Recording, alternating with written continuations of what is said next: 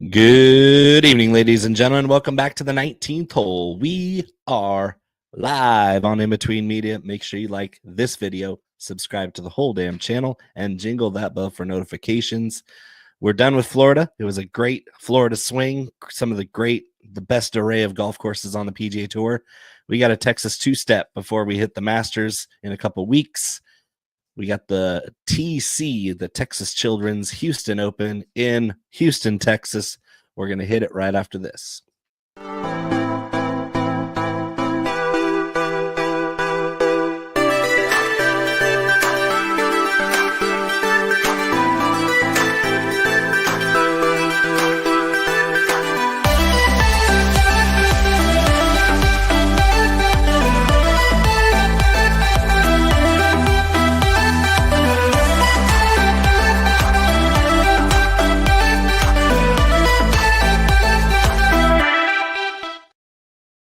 Well, here we are. We're done with Florida. Florida was very nice to us. So is Puerto Rico. Conor, how are you doing this evening? I'm doing well. I'm a little sore. I just went and hit live golf balls for the first time this season. And yeah, doing well. Yeah, the birthdays just keep coming. Mine was last Friday, and I played real golf on Thursday. And I must say that everything felt good the day of, but the next day, my meniscus in my right leg, my front leg, is extremely sore. Very tough to squat down and up and climb stairs, go downstairs. It's finally almost 100%. It's been almost a week.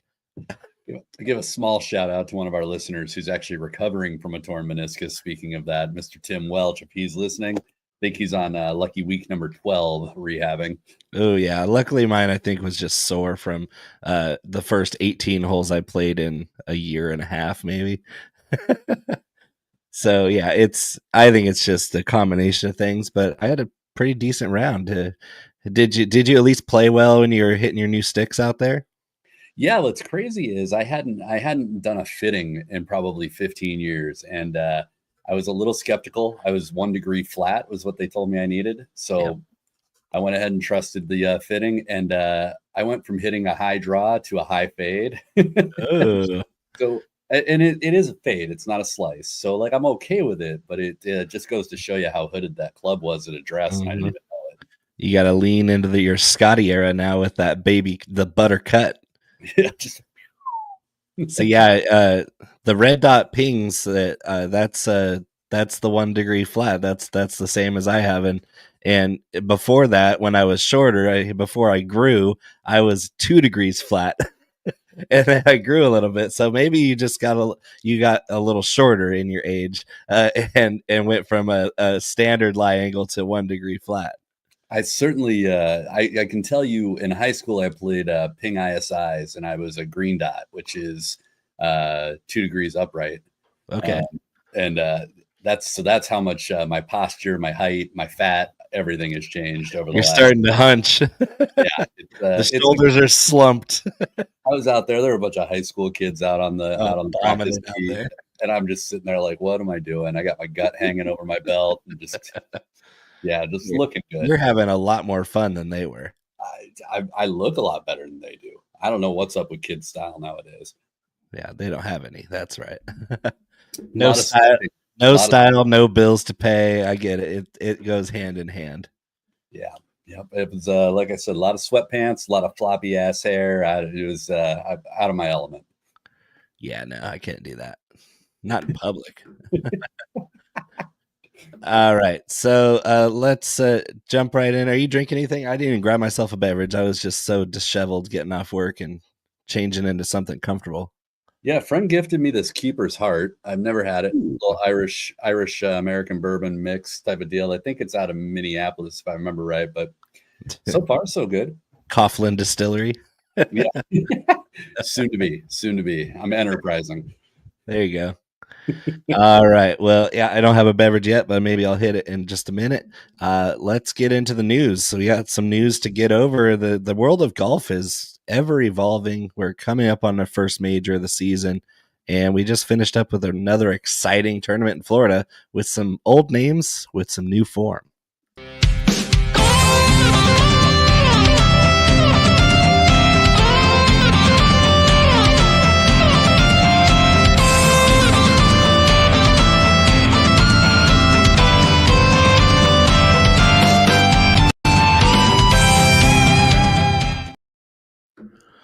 before you get into it, do you see an old friend of ours in the chat? Yeah, Dee Lake is here. At first, I thought it was Royal calling us handsome, but it's Dee. Welcome back, Dee. We missed you. Yeah. And Royal, if it comes to bourbon, you can always entrust one of us close to the border to smuggle you some good charcoal, oak barreled, finished, distilled bourbon up there to loony land. It's worth it. I know the tariffs are causing a whole lot of trouble with the bourbon market because Canada and the US aren't exactly having the most fun together these days.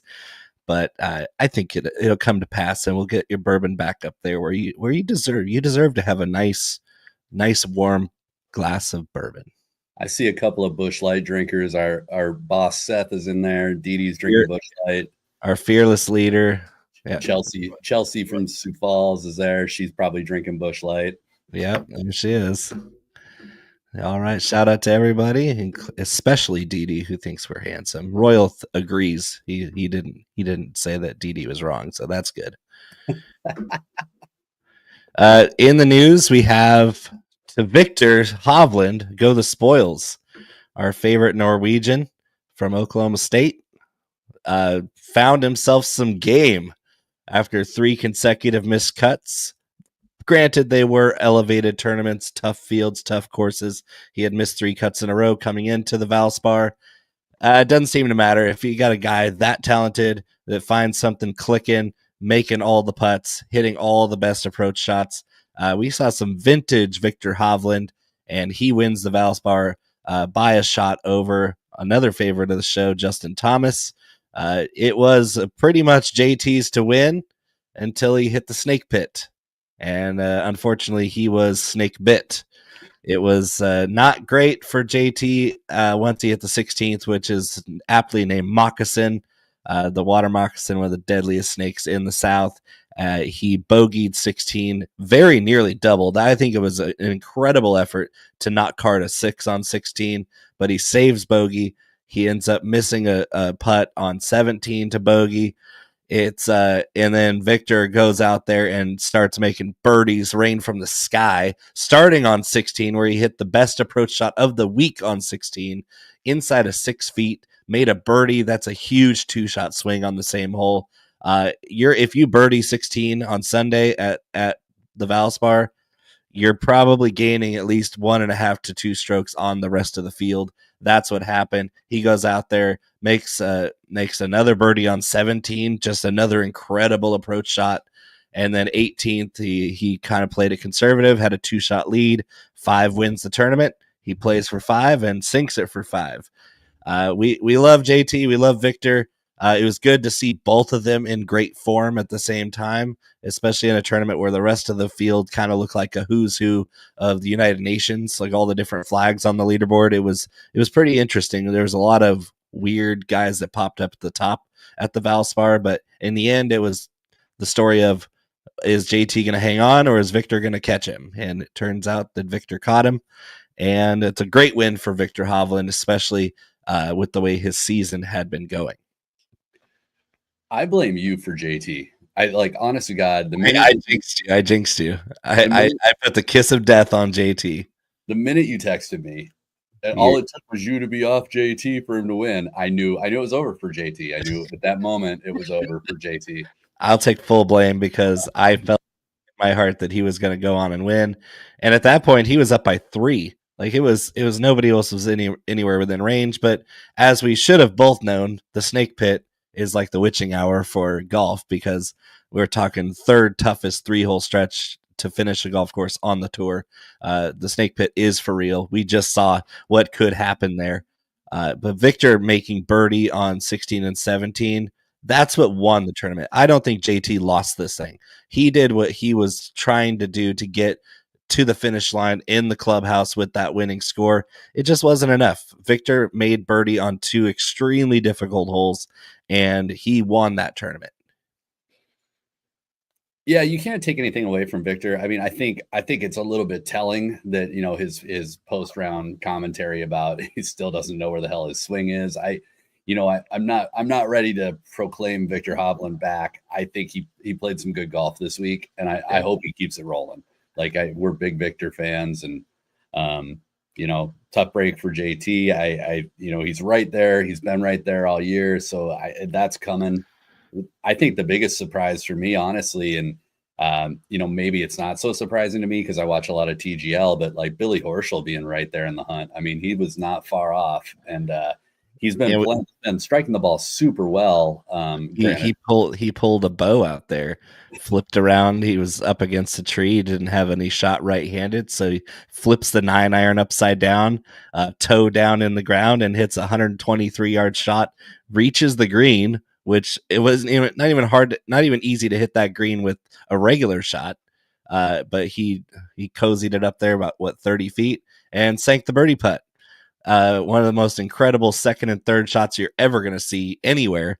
And Billy Ho made himself a highlight. Well, and Billy Ho is just reeking a swagger lately. I mean, watching him in TGL, watching him on the course, flipping clubs, hitting like I'll say this: Billy Horschel playing with confidence is dangerous. So yeah, Billy Ho may be back and maybe a little bit like going under the radar because you got the resurgence of Viktor Hovland, resurgence of JT. A lot of people pulling for Jordan Spieth, and I think Billy Horschel might be kind of the forgotten. Look at 3 weeks ago, Billy Ho was in the same boat as Viktor Hovland, where he didn't know where any of his shots were going. But they all kind of turned it around. So let's hope that all of those guys stay hot. Do you want to comment on some of the temper tantrums we saw at Innisbrook over the week?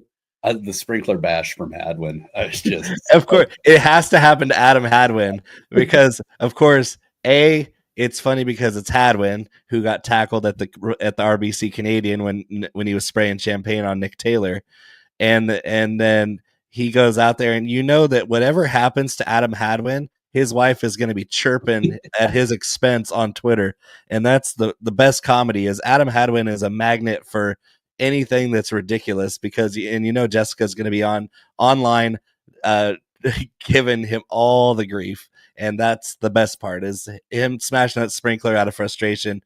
Really funny. And then you're just like, oh, I just know Jessica Hadwin's going to have something to say about this. Well, you just watch Adam Hadwin immediately like turn around and just like a dejected puppy, like just standing on the sprinkler, like, getting sprayed, and just it was like the 9th green at 9 and Happy Gilmore. Basically, he was just like nodding his head, like, "Yep, I deserve this." And then the Sahith meltdown, that was So Sahith, I think, was the least funny one, but he was playing better than all the other two guys because Patton Kizzire drop kicks his putter into the air, and obviously he wasn't playing well. He missed the cut. But Sahith Theegala was playing pretty well and sprays an iron off the tee right on a par 3 and misses the green, obviously, and picks up his iron and chucks it into the woods. And he wasn't even playing that poorly. I think he still saved par on the hole. So like, Sahith, we don't think you're hot shit for throwing your club, because I think out of all of them, that was the one I was just like, come on, man, that's not what we expect from you. I didn't throw it. I placed it in the woods. It's made out of wood. I thought raking happened through it. I mean, the thing with Sahith too on that particular shot, I'm just sitting there kind of shaking my head about the reaction because, dude, it's not like you don't routinely miss wide right. Like, that is your miss. Like, yeah, and it was either that or a pull hook into the woods that you threw the club into. So what's the damn difference? Yeah, I don't know. That guy's a mystery to me. So Kizzire, relatable. Hadwin, hilarious. Sahith, you're just shaking your head. Come on, man, you're better than that. Right? Yeah. And then everybody's favorite from last week did what he is prone to doing, which is just finishing just outside the top 10 and not in contention. Thank you, Thomas Fleetwood. Yeah, and you can blame me for that one too. Yes, a glorious performance from old Tommy Fleetwood. Steady Eddie, he'll be right there, right in the middle of the pack. Loving that. He couldn't make a putt, and I should have seen that coming because that's always his downfall. We're talking a premier ball striker. The conditions were tough earlier in the week. He was hanging in there. That dude cannot make a birdie putt to save his life, and I should have known when he comes into that field, 116th in birdie or better percentage. The dude's just not a scorer. he might hang around if the weather gets truly nasty, but then you're letting guys like Shane Lowry in that can obviously do the same thing and make putts at the same time. That's why Shane has won recently and Tommy never has. It takes more than just finding the fairway, finding the green, and two putting every hole, because that's all Tommy does. I can't. You at this point, I have to concede victory to you. Tommy Fleetwood is not going to win golf tournaments. It's just not going to happen. It was set up as perfect as it could be, and it just didn't work out. He did everything he had always done. There's no change. There's no evolution of Tommy Fleetwood's game. He's the same golfer as when he was first on tour. So everyone who listens to us week on week, you have heard the last from me on old Tommy Fleetwood. He will now be relegated to the island with some of your favorite golfers. All right, so let's get through the news. We got the TGL Finals tonight. Atlanta against who are they even playing? I don't know. Atlanta just swept New York. So they did beat New York. Best of 3 series. They won the first one pretty convincingly with some timely, what do they call them? Slams or hammers. Yeah. I like the format. I just can't get into it. I can't watch it for more than 5 minutes before it's like, meh, it's cool. It's not. I know we've talked about this on the show before, and I know you don't agree with my take. I think it's good, man. It's fun. I thoroughly enjoy it. I mean, it's quick, it's in and out, it's engaging enough. Like, I mean, I realize they're hitting into a simulator, but I mean, they're still hitting tough shots, and there's still like some drama on the greens and stuff. Billy Ho like was going nuts last night. I mean, it's I think it's a good watch, and I think it's just going to keep getting better. They're gonna make some changes for next season. Good.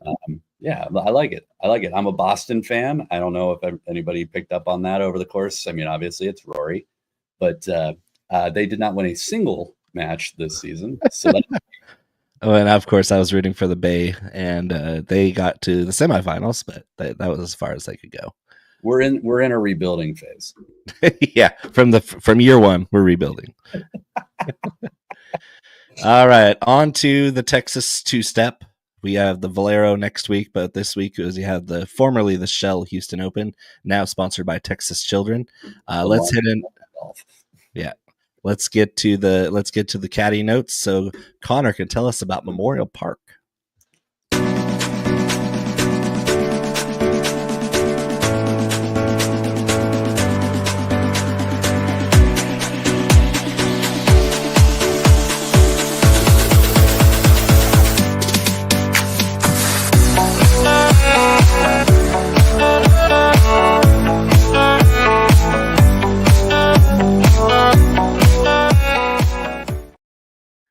All right, Conor, we got Memorial Park in Houston, Texas. Take it away.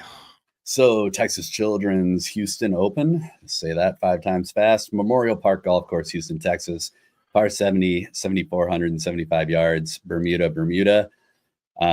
Memorial Park Golf Course is a link style course. The course itself plays a lot longer than even the yardage would indicate. This played substantially longer than the 74.37 it played at last year. So definitely distancing going to hurt you here. Greens are massive, but they're incredibly fast and firm. Very minimal bunkering here. Instead, what the designers did is they opted for very steep and aggressive runoffs around the greens. So you're going to have a lot of really tight lies that they got to get up and down from. Missing the greens is definitely going to cost you some strokes here. Like I said, there's very few bunkers. There's actually only about 4 holes that water comes into play. The rough here can be pretty aggressive, and there's also some. I don't think they technically refer to them as barrancas here, but there are some drainage ditches that run throughout this place, so you do have to kind of watch out for that. Honestly, I don't remember being awe-inspired by this place. It's not the most entertaining course to look at, and I will tell you that over the last 4 years, which has kind of been the period of the redesign, this place has rapidly become like its emphasis on very strong ball strikers. Distance actually plays well. You need guys that are able to scramble, and putting is at a premium, but not in the way you would think. It's really more in favor of guys that can avoid 3 putts. It's not. This is not a terribly difficult like formula to win. Yeah, it's exactly what you said. Long hitters do have an advantage. The last 3 champions have all been long hitters, and they've all been surprise long hitters. So you do have a couple of top dogs here trying to get ready for Augusta. That won't be at the Valero next week at TPC San Antonio, so they're tuning up here. I think as far as layout and style of golf course, it's as close to Augusta National as you're going to find on the regular tour Rhoda. It's not, we're saying that it's that close, but it's as close as you're going to find. Speed of the greens and size of the greens, the runoffs, the lack of natural hazards, the undulations, and the length of the golf course is similar.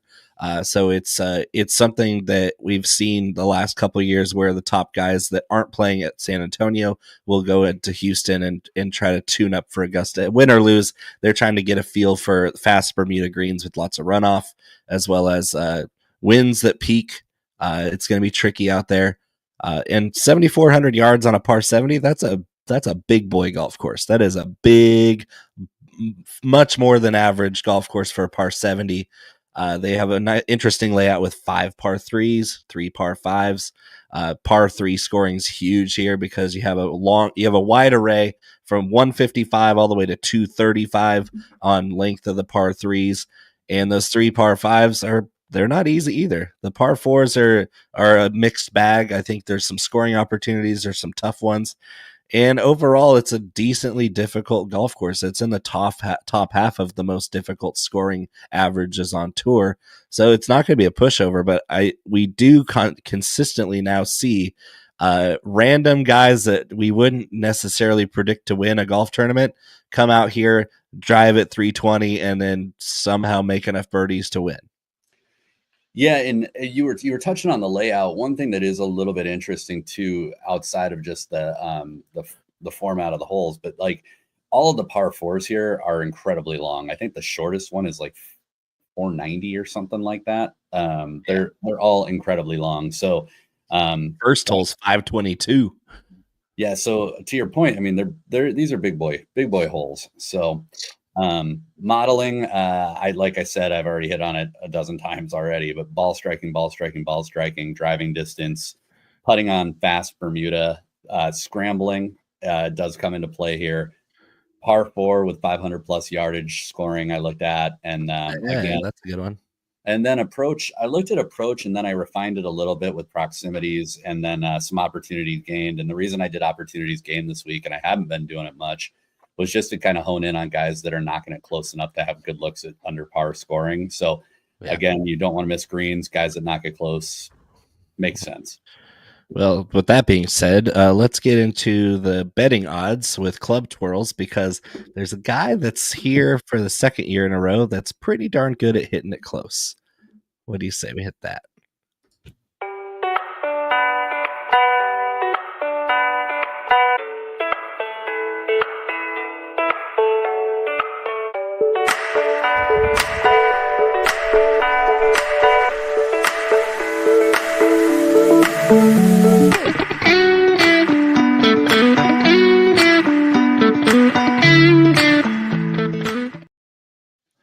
All right, what do you say we bet on some golf? I love that for us. Yeah. I'd like to win this week. Yes, DraftKings Sportsbook. Well, last week's, we love to see Viktor win, but he did end our 3 weeks winning streak. So let's start a new one. I'd say we start a new one starting this week, win next week at the Valero, and might as well end that 3-week streak with the Masters. Sound good? Yeah, I'm going to be betting Rory 2 out of those 3 weeks. So, oh yeah, for sure. And 3 of 3 if he was going to be there next week, which he won't be. Scottie Scheffler is going out plus 330 on the DraftKings Sportsbook. I like Scottie. He obviously nearly won here last year. Steven Jaeger got him at the last minute. It was a furious charge down the stretch for Scottie Scheffler. Missed a putt on 18 to beat Steven Jaeger. They went to a playoff. Jaeger won. And what was lost in all this is obviously Scottie Scheffler is the best fit for every golf course he plays because he's that good. But there might be a guy who has not played here before, who's playing extremely well this year and will be using this week as an Augusta National tune-up, and that is one Rory McIlroy. I can't think of a more perfect fit from golfer to golf course than Rory to Memorial Park, because it's a long golf course. Distance is a big advantage. He's the best ball striker in this from tee to green. And as far as what we've been looking for him to improve, he's gone from bottom of the pack on 150 and in approach to the top of the pack. He already has a world-class short game, and he's riding one of the hottest putters in the world. Is there any reason at all to not lay it all down on plus 700 Rory McIlroy and ladder it all the way to top 20?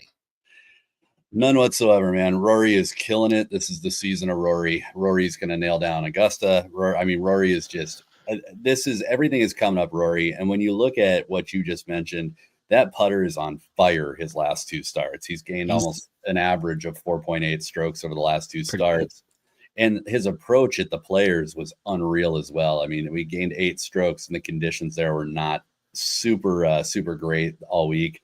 Yep. And Bo, you mentioned it, but like our biggest knock on Rory for the last 18 months has been Rory can't hit a wedge. Rory can't hit a short iron. But the control that he showed at the Players with like some of those half swing 8 iron, half swing 9 iron, the low punch shots that he's spinning and stopping, he put on a clinic in short iron play.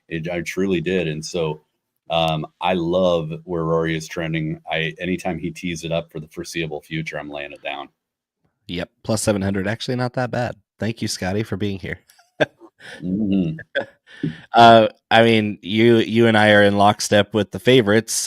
Scottie, I probably would bet live if he slipped to double digits, which I don't expect to happen. But if it does happen, I'll probably hit that, because he very nearly came back from 6 strokes deficit last year, which there's no deficit that if Scottie Scheffler makes the weekend, which he obviously will, if he makes the weekend, he's always within range to catch the leader and win. But only if he goes to double-digit odds will I bet Scottie Scheffler. Rory McIlroy is getting the lion's share of my betting money. The only thing I'll say about Scottie real quick, not to belabor it, because obviously people watch golf, they can see what he's finishing, but I mean, the boy is trending in the wrong direction. I think you and I both agreed when we saw him back at Genesis, even though he finished in 3rd there was just something off. And I continue to see just flares of temper, flares of like being in his own head. He just hasn't gotten quite right yet this year. And he's not locked in yet. And Rory's just playing better. So I'll take double the odds with Rory, obviously. To your point, if we see double digits on like a live bet with Scottie, it's probably worth throwing it down, because you can never count him out. But 350 is just way too short for where he's at. That's correct. Jumping right to the mid price, we have a couple guys at 35, 33, 30. I like Minwoo Lee and Mav McNeely. Minwoo Lee, obviously the distance advantage that he showed at the Players was amazing, being able to hit 300 plus yard stingers with his 2 iron. That will play here. His driver will play well here. His improved approach game will definitely play here. That's been our knock on Minwoo over the last couple of years, is pretty damn good driver of the golf ball, really good all around game, but his approach game, very inconsistent. This year it's been better. He hasn't had that really high finish, top 10 yet, but he's finished top 25 in most of his events this year. This really does suit his game really well. And as far as McNeely goes, same thing. Approach game has been vastly improved. We're talking about one of the best short games in the world with Mav McNeely, really decent off the tee as well. But his approach game has found something. He found something over the offseason that's really clicking, and we've seen the results this season. I think I'm really interested in you explaining some of the guys that you have in your mid-range, because my last one's at 60 to 1. So I'll name off some names and throw some stats out there with your guys. I know there's a couple guys I'm going to have to explain for sure. Looking at this going, okay, what's his angle here? Well, a couple that I don't need to explain. JJ Spawn is just playing great golf. It's consistent golf. It's competitive golf. The approach game has been immaculate this year. Number one in the field in approach, which is really good. It is really good, and he doesn't miss a whole lot of greens. And on top of that, this is in some ways a little bit lesser of a field. We just watched JJ compete with Rory at the Players, so we know he's got the balls on him to be hanging around. So not to stick on him very long. Michael Kim had a little bit of a hiccup, but still statistically one of the hottest players on tour this year. and trying to get into the Masters. And really, I mean, this is a good setup for him. I mean, he's what we were looking for. He's an excellent ball striker. He can definitely get up and down when he needs to. The putter tends to stay pretty damn solid. It's not going to kill him. It's not gonna win any tournaments for him. But he's kind of right in that lower third of this field. He's a top 26 for strokes gained putting. So one thing that I mentioned that I really do like about some of these guys with the flat stick is being able to avoid 3 putts. Michael Kim is number 11 in this field for doing that. So again, just sticking with my theme of very elite ball striking with minimal risk on the green. Michael Kim fits that mold, and he's playing really good golf. Tell me about Taylor Pendrith, because he popped in my initial model, and then when I filtered for a couple of things, he fell to 14th. So I'm looking at Pendrith going bogey avoidance 113th. And around the green 146th. The rest of these metrics look really good. So are we just doing a risk tolerant type of bet here with Taylor Pendrith? Because I think 40-1 is a little short for him. So I thought that too. And when I looked at him, like, yeah, his short game is not exactly what I was looking for here. 100% agree with that. But the ball striking is really, really good. Like Taylor Pendrith is on an elite level when you look at approach game, when you look at the overall tee to green game. He's an accurate player, which is important here. Like I mentioned, he's long too. He is long, and is surprisingly long. He's 13th in this field for overall driving distance, which actually sits, believe it or not, I mean, he's ahead of guys like Wyndham Clark in terms of average driving distance, which I wouldn't have told you if you had said how far do you think Taylor Pendrith hits. Yep. So I have them right next to each other. They're virtually the same. So I think with Taylor Pendrith, my thinking was that he's a lot like another guy that I like in this range, that if we just get like a average, like around the green short game week out of him, like he has that elite level ball striking that I'm looking for. So yeah. Explain our guy Joe Highsmith, because I looked at 60-1 and I was like, well, he won this year. He's looking great.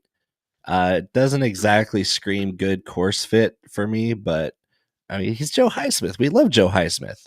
He's 28th in my model. I just thought that was a little bit short for somebody in that range. So yes, he's won this year. Didn't figure into what I looked at, but just rattle off his stats really quick. Number 11 in the field for ball striking, number 4 in the field for opportunities gained, which I talked about. So he's again reaffirming the accuracy piece.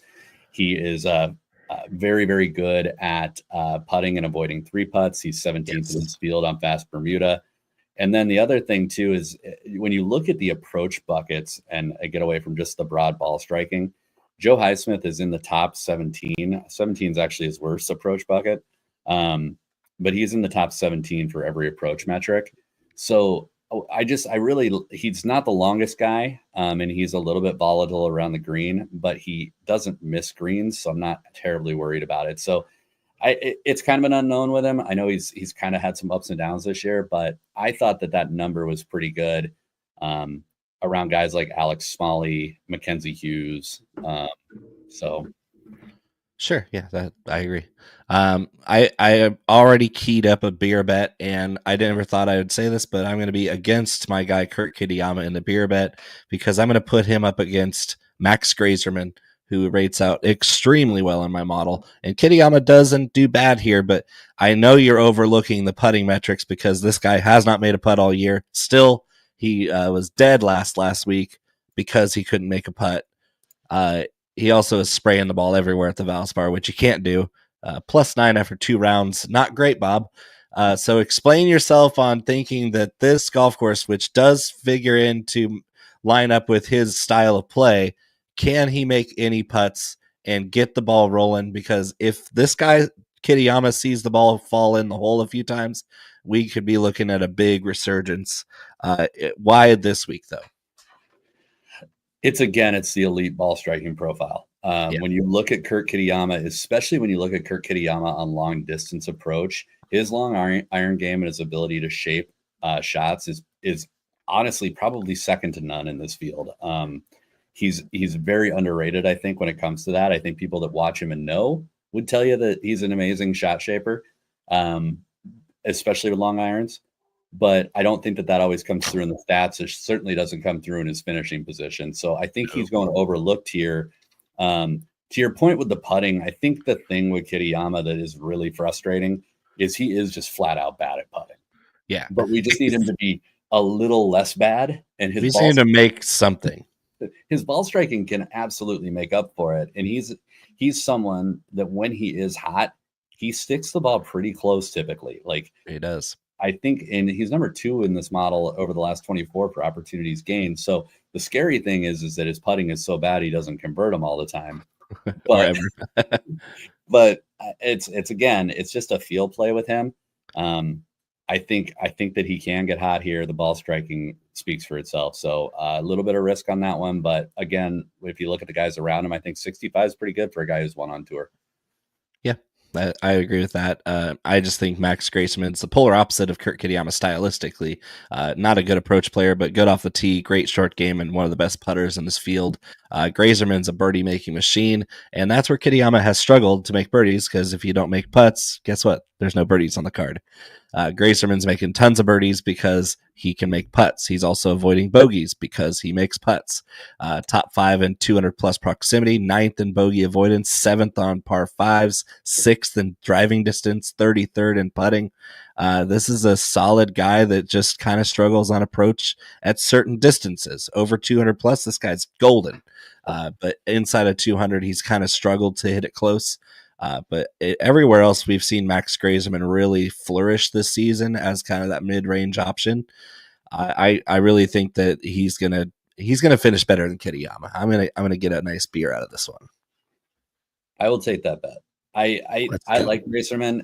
We bet him a lot. We play him a lot in DFS because he's a birdie making machine, baby. But see, here's why I'm taking the bet is I don't know that we need a birdie making machine at this course as much as we need somebody who can grind. So I'm playing the grinder instead of the birdie maker, and they're both valid plays, man. Like I was right on the fence with Graserman. We've had some good luck with him. So yeah, and Kitayama here is 34th in bogey avoidance, very very respectable, and of course Graserman 9th. So they're both good at grinding.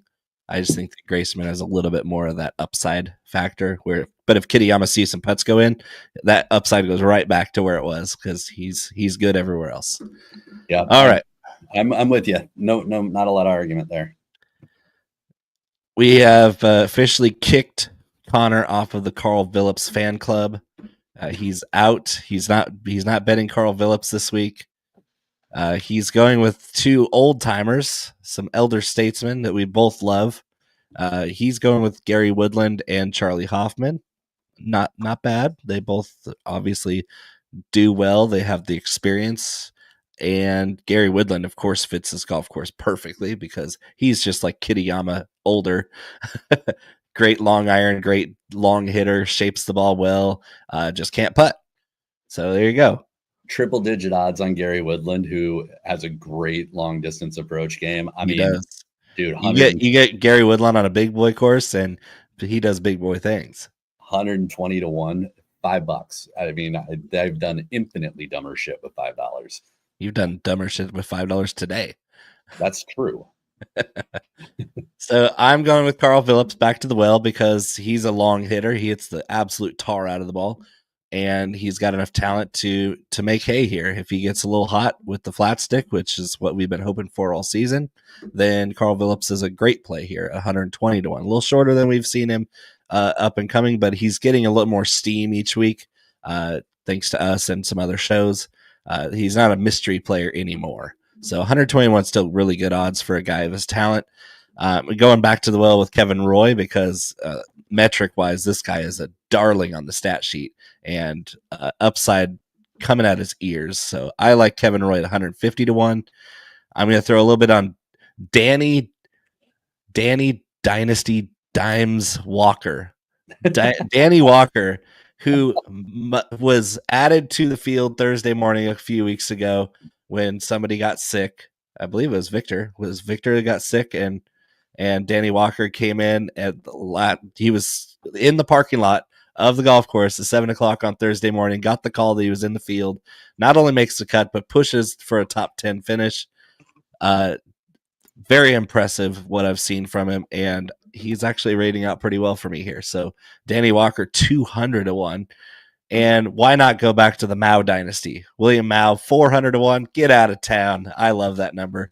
Do I think he's going to win? Probably not. But 400-1 means your top 20 odds are probably 11, 12-1. Let's do it. Yeah, to be honest, I don't hate any of those. And Phillips will probably get a bet from me. Like, I'm not out on Phillips. I think the concerning thing with Phillips right now is that the approach game is putrid. The last 3 starts. He couldn't find any of those greens last week. It was bad. So yeah, I mean, he is elite. And so like at 120, I like the value on it. Like he should be at a much shorter number. So like I said, he most likely is getting a bet from me before they tee it up. And I'd recommend other people just throw a few bucks at it. I mean, he's everything we've said over the last few weeks. But yeah, I like Mao, and I do Walker almost made my card. Walker popped for me too. So I love that. I mean, that's a great number on him. Again, as you're buckshotting with some of these lesser known guys, I mean, well, and it's as much as we're going to be pushing in for Rory, like it's no mystery. If you looked at any content for this tournament, we already know that it's Scottie and Rory, and then there's a gigantic drop off on the odds. So you got 2 guys that are really short, and I believe the next guy's Sung JM at 30-1. So it's not like we're missing anybody in that top tier. Aaron Rai, yeah, I'm not betting Aaron Rai anything shorter than 50-1. Dude, that number, like, we didn't talk about it, and I don't want to backtrack, but like that number makes absolutely no sense to me. Like, well, it's course history. He's placed top 10 the last 2 years here, but 30-1 for Aaron Rai is no value whatsoever. None. Zero. None. This guy has no upside. He's the shortest hitter in this field. He's down to 28. Oh, gross. 83rd in putting because he's a decent iron player. He's good grinding. He's been playing okay. It's Aaron Rai betting is just like Tommy Fleetwood betting.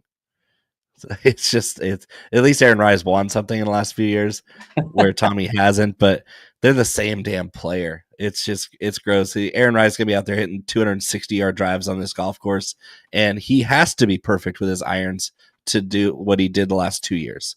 And with the weather not going to be as great as it was the last 2 years, I don't think Aaron Rai has any chance of pushing this leaderboard.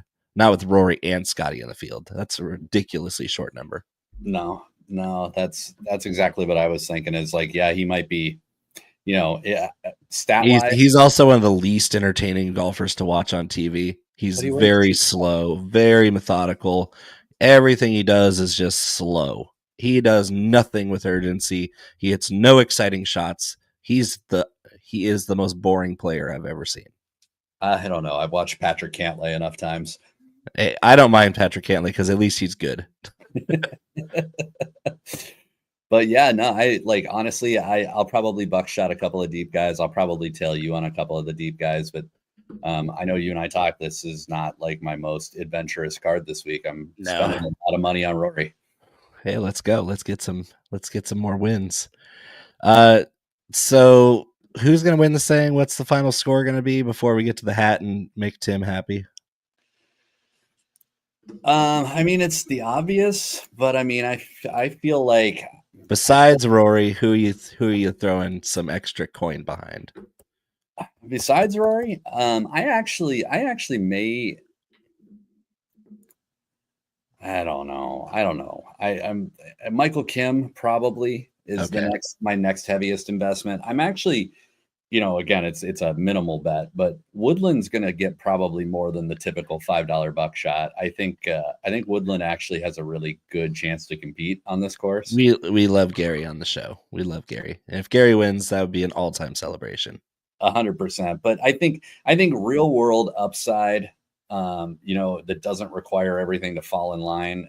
It's probably Michael Kim for me after Rory. All right. And winning score? What was it last year? 15? 14. I'll go 15 this year. Yeah, I think the weather's gonna be a little rougher. I'll say 12. I was really close last week. You were closer than I was. I said 8. Yeah. I think. Right? And I'm gonna say Minwoo Lee at 11. Is that what I said? 11 or 12? 12. Min Woolley at 12. I think there's a possibility, even though Rory doesn't always start flaming hot. I think there's a possibility of a wire to wire here, so I'm going to kind of see what kind of number I can get on that. Yeah, for sure. Okay, let's get the hat ready. You got it. Let's hope for another number, low number. I hope Tim's with us. Tim's ready. Oh, it's a high number. I can tell by your reaction. It's 64. Gross. 64. Oh no. Good ball striker, bad at everything else. Great. I got Ryo Hisasuni. Hey, he's playing hot. He's hot right now. Damn near won last week. And this is the type of course that Rio could do all right on. So that Rio's got firepower. Rio's got plenty of firepower, and he doesn't putt until he doesn't swallow his water until he putts. That was another story from last week that was just bizarre. He's an odd duck, dude. Did you see that? Yeah. Takes a sip from the water bottle, keeps the water in his mouth until he putts, then swallows it. That is bizarre. And like I get why he's doing it. His putting metrics have been atrocious. But he hits the ball a really long way. Good iron player, decent short game, can't putt. Sounds like somebody else we know. Dude, I might have to go look at Rio. Like, I didn't even think about him until now. Like, he could do all right here. It's better than mine. My number 64 is Henrik Norlander, who's a good approach player, but literally red everywhere else. Gross. Ooh. Watch that fool win. He popped for me like 3 or 4 weeks ago, and it did not pan out well. No, he's playing like hot garbage. God, can we get to Augusta sooner than later? I don't know if I can handle Texas. I don't know. Yeah, next week is the anniversary of another big win for us, though, with Akshay. Because we were on him and Ben Coles last year, and we were just celebrating either way. Yeah, we were. Dude, we had it dialed on Sunday with no sweat. None. All right, next week. We do win. Yes, quite often, actually. So join us next week for the Valero Texas Open. We'll probably be celebrating another outright win. And this has been the 19th hole, live as always on In Between Media. Like, subscribe, jingle the bell. You know the drill. Thank you, Conor. Have a good one.